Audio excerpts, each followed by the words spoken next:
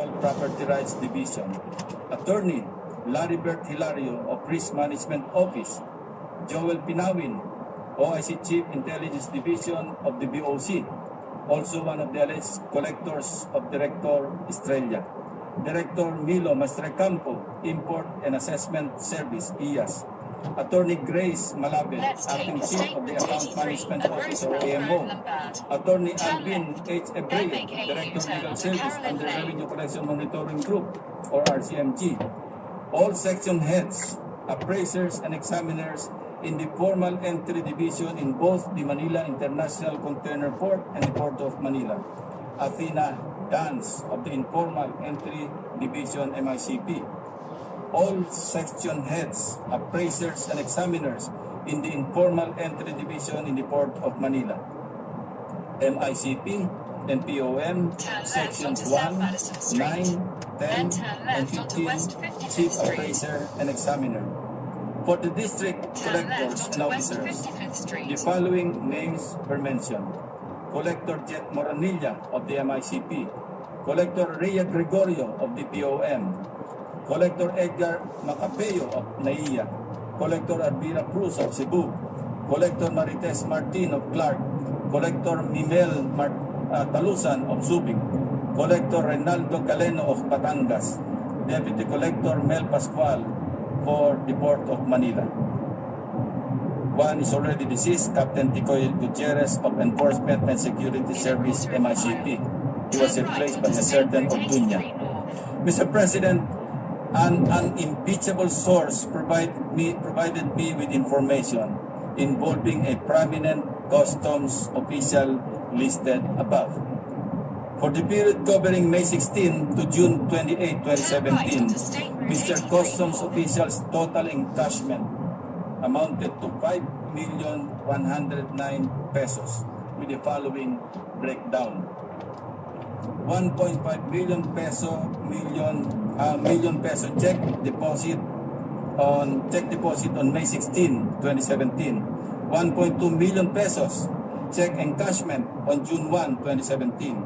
699,000 pesos encashment on June 5, 2017.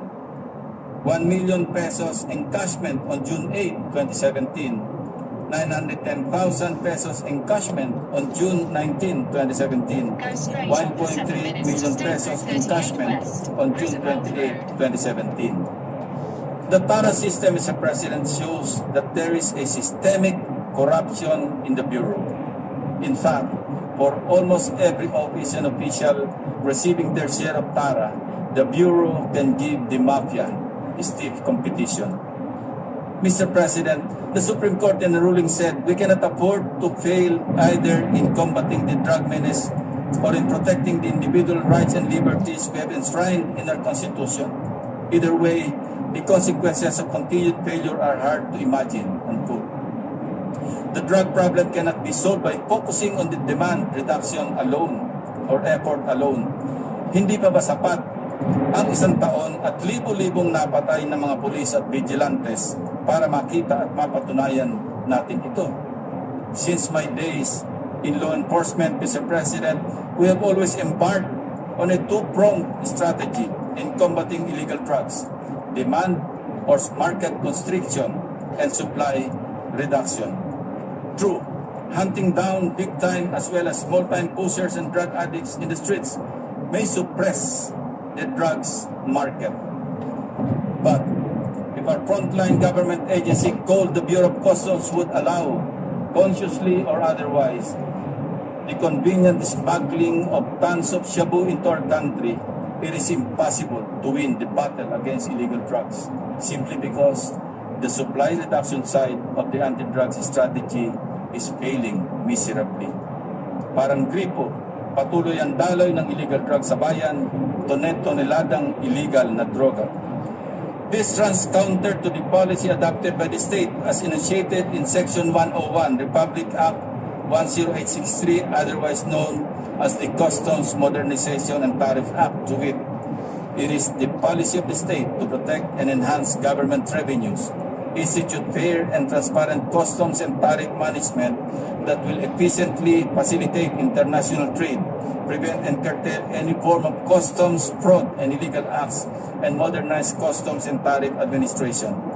This policy is in recognition of the important role that the Bureau of Customs plays in being the first line of defense against the threats that arise from international trade.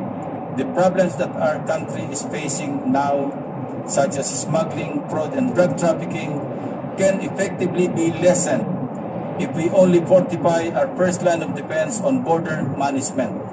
Thus, it is incumbent upon us to address this Bureau of Customs issue head-on and at its core. There is a saying that every time we need to solve problems, we should dig at the roots instead of just hacking at the leaves. If we intend to remain committed to the war on drugs, we need a war on corruption. Mr. President, I have known the newly appointed Customs Chief, General Sid La Peña, as an honorable man. In fact, I can personally vouch for his integrity. With his appointment as the new Customs Chief, I can only hope and pray na hindi siya kainin ng sistema tulad ng nauna sa kanya.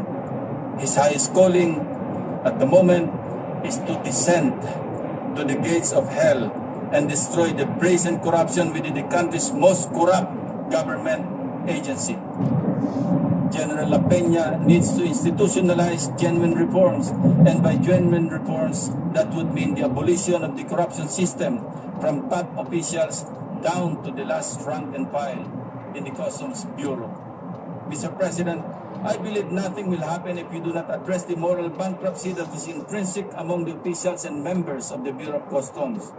We should not turn our heads too far from the deeper issue that holds back the progress of our nation.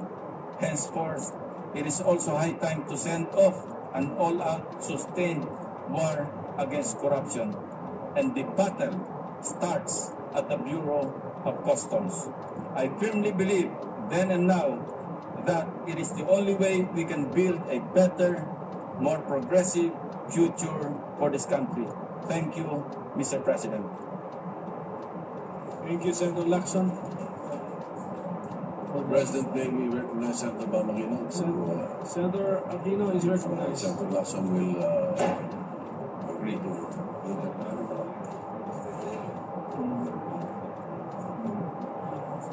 Thank you, Majority Floor Leader. Unang-una po sa lahat, let me commend the good gentleman for his report. Maraming salamat, Senator Lacson. Thank you very much. Maraming salamat din po, Your Honor. Senator Lacson, would you be amenable? Mr. President, would you be amenable to a few questions? Yes, of course.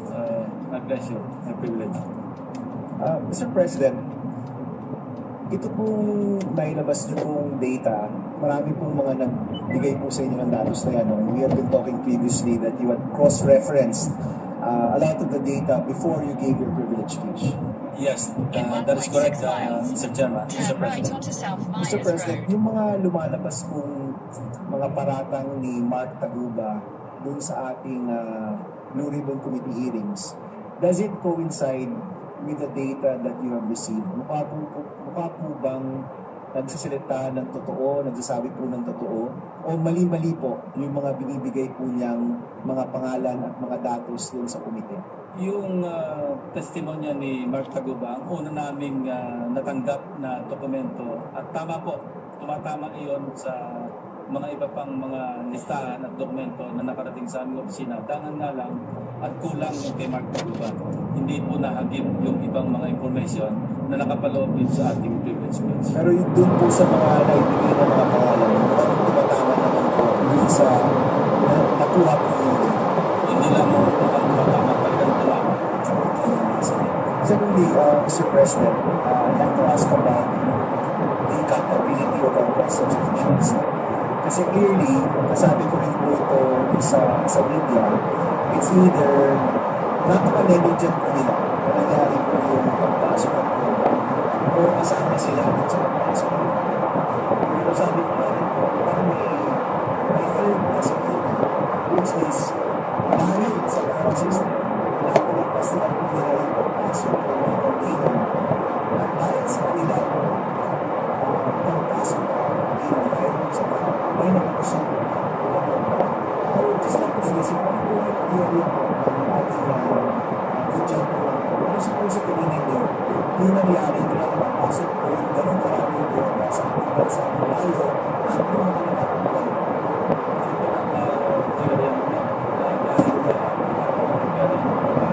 Hindi na sila nag-iisip kung droga pa o kung ano ang kanto-kanto, alam ang container.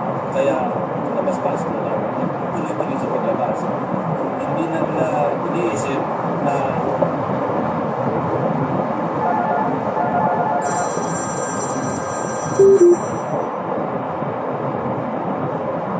yung mga kamag-anak, mga kaibigan at mga anak nila, mga kaibigan at mga anak ng mga kaibigan nila, huwag ng tamaan. Dahil nga talagang sarado na yung mga mata, sabi ko nga, kitang-kita, nakita. Hindi na nakita nila. Hindi ko pa nagpapakita Ay, kasi kung nakita, alam makikita. Wala akong nakita nila. So, in short, Mr. President, you subscribe to the possibility na baka nga hindi naman talaga sila kasama dun sa pagpasok ng droga. Pero dahil sa korupsyon at dahil po sa corruption sa customs, kung baga naging complicit